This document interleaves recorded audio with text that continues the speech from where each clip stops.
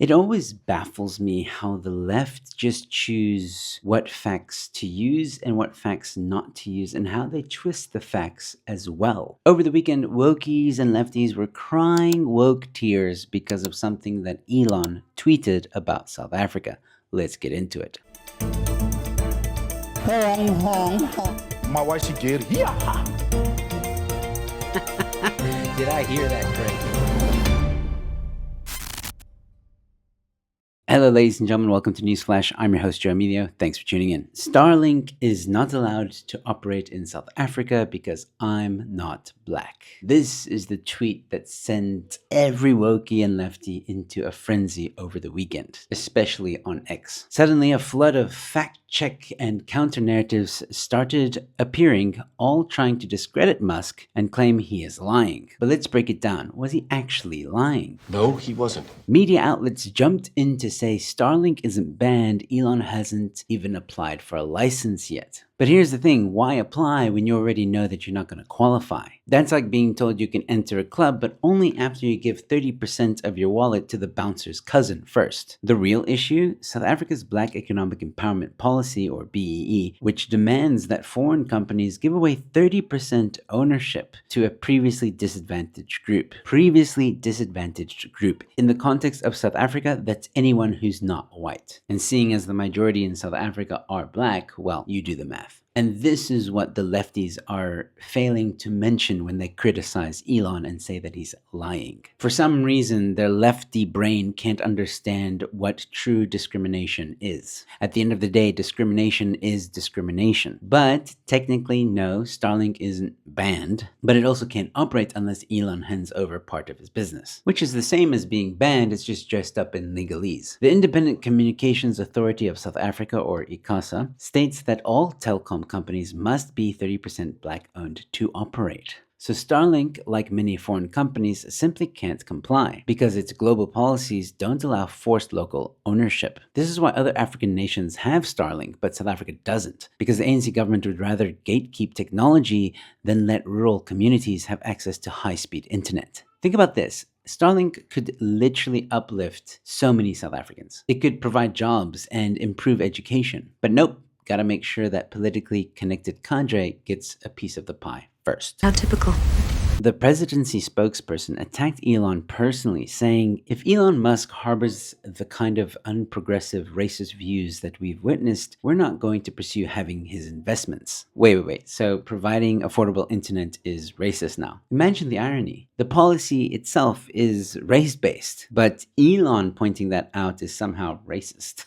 Make it make sense. So who's actually being discriminatory here? As part of the effort to discredit Musk, people started asking his own AI chatbot, Grok, who is the biggest disinformation spreader on X? And Grok, which is still learning, gave answers like, if I had to throw out a name based on buzz, it'd be Elon Musk, purely for how much his posts get debate. Another response said, Elon Musk has been identified as one of the most significant spreaders of misinformation on X since he acquired the platform. Let's get one thing straight. Misinformation nowadays is really subjective. Also, you don't become one of the richest men in the world by spreading lies or misinformation. If Elon was consistently wrong, Tesla, SpaceX, and Starlink wouldn't be billion-dollar companies. But apparently saying the sky is blue is misinformation if certain people don't like it. Clayson Monyela tried to discredit Musk by saying, sir, that's not true, and you know it. It's got nothing to do with your skin color. That part's just super ironic. Starlink is welcome to operate in South Africa provided there's compliance with local laws. And again, no mention of what those local laws actually demand. BE isn't just about following laws. It's about forcing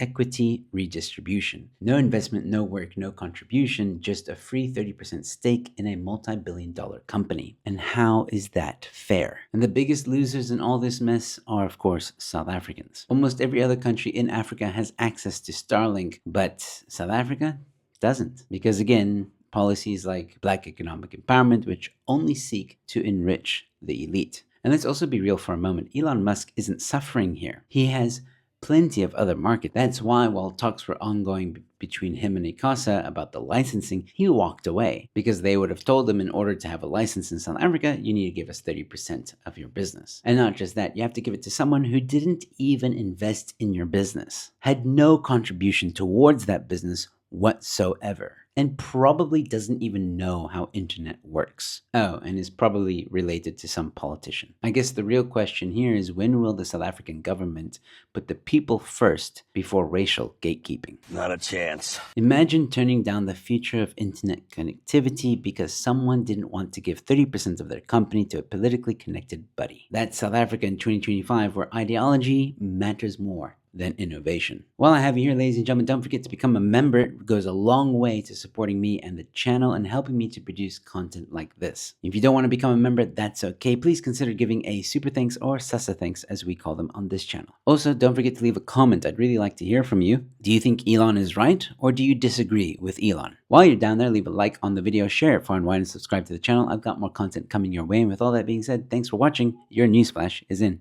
Why are you wearing a hat, Pete? No reason, just like the look of it. Come on, mate. You've never worn a hat in your life. What's going on? Promise you won't tell anyone? Yeah, I'm promise. going blunt, mate. Oh, geez, you are too. I know, mate, it's embarrassing, eh? No, it's not, mate. Something like 70% of pencils go through it. Really? Yeah, mate. There's actually a procedure you can get done. I'll give you the doctor's name. Oh, that'd be amazing. Up next, Pete the Pencil. Yep, thanks for seeing me, Doc. No worries at all, mate. What can I help you with today? It's a bit embarrassing, Doc, but I'm going blunt. Yeah, mate, that looks like typical male pattern bluntness to me. There is a procedure we can do, but I will warn you, there are side effects. Yeah, no, I'm prepared to do whatever, Doc. I can't live like this. Totally understand, mate. Just sign here, here, and here, and we'll get you into the operating room, eh?